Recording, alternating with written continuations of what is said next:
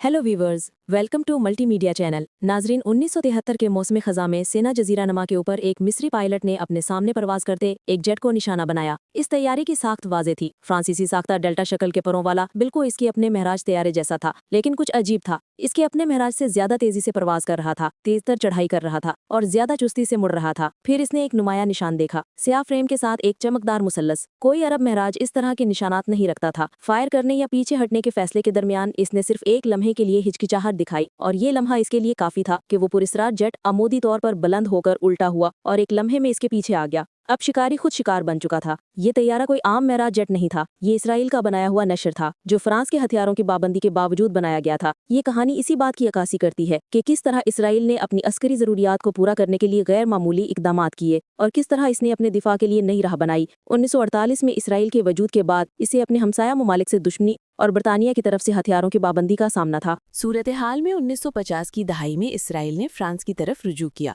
जल्द ही दोनों ममालिक के दरमियान एक मजबूत अस्करी शराकतदारी कायम हुई।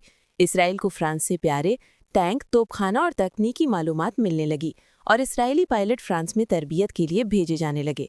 1956 की सोज बहरान ने इस ताल्लुक को मजीद मजबूत किया जब मिस्र ने सोज नहर पर कब्जा कर लिया था।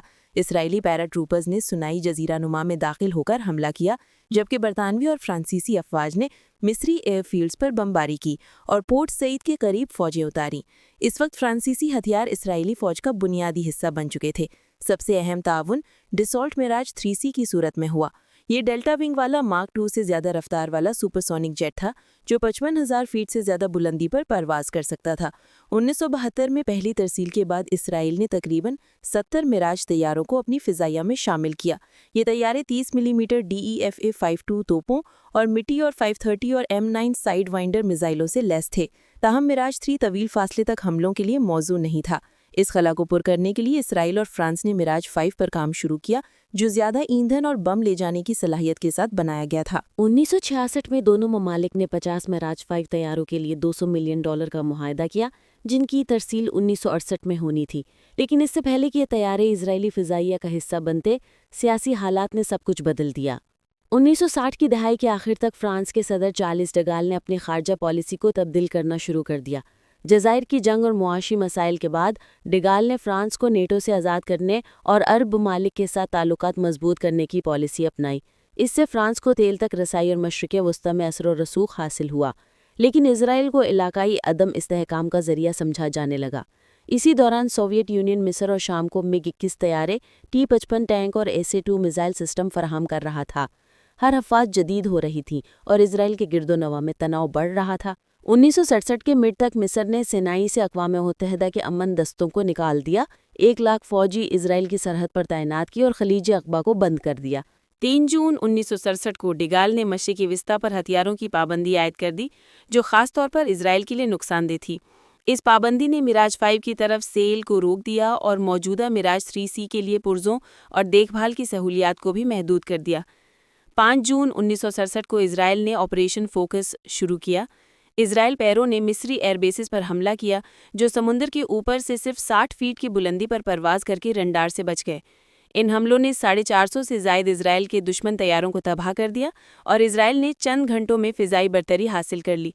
6 रोज़ा जंग में इसराइल ने सीनाई, गोलान की पहाड़ियों, मगरबी किनारे और गज़ा साहिल पर कब्जा कर लिया। बेकलान की पहाड़ियों, मगरिबी किनारे और मशरिकी जेरूशलेम पर कब्जा कर लिया, जबकि सिर्फ 46 तैयारे खोए। लेकिन इस फतह के बाद फ्रांस ने पाबंदी को मुस्तकिल और इसराइल के लिए मखसूस कर दिया। 1968 में जब इजरायली कमांडोज ने बेरूती एयरपोर्ट पर हमला किया, फ्रांस ने न सिर्फ नायब तैयारे की तरफ से पुर्जों की फरहमी भी बंद कर दी। अब इसराइल के पास एक ही रास्ता था, अपना तैयारा खुद बनाई। पाबंदी से पहले इजरायली पायलट फ्रांस में मिराज 5 की आजमाइश कर रहे थे, लेकिन पाबंदी के बाद ये तैयारे फ्रांसीसी फिजाइया के हवाले कर दिए गए। इसराइल ने मिराज के डिज़ाइन हासिल करने के लिए हर मुमकिन रास्ता इख्तियार किया। कुछ कहते हैं कि इसराइल ने तैयारों की रिवर्स इंजीनियरिंग की, जबकि दीगर दावों में कहा जाता है कि मोसाद ने डिसॉल्ट की सहूलियतों से खुफिया तौर पर दस्तावेजात चोरी की, और कुछ के मुताबिक डिसॉल्ट ने इसराइल की हिमायत में खुफिया तौर पर डिज़ाइन फराहम किए। सबसे अहम पेशरफ्त एल्फ्रेड फ्राउ नामी एक स्विस इंजीनियर के जरिए हुई। 1968 के मौसम खज़ा में उसने इजरायली एजेंटों को अटार C9 इंजन के मुकम्मल डिज़ाइन, मैन्युफैक्चरिंग की हिदायत और प्रोडक्शन सीक्वेंस $2 लाख के एवज़ फराहम किए। कुछ का ख्याल है कि उन्होंने मिराज 5 के मुकम्मल एयरक्रेम के डिज़ाइन भी दिए। 1969 के अवाइल में इजरायली हेक्राफ्ट इंडस्ट्रीज यानी कि IAI ने बिन गुरियान एयरपोर्ट के करीब खुफिया तौर पर एक नया तैयारा बनाना शुरू किया। सितंबर 1969 में पहला प्रोटोटाइप नशर के नाम से अपनी पहली परवाज करता है।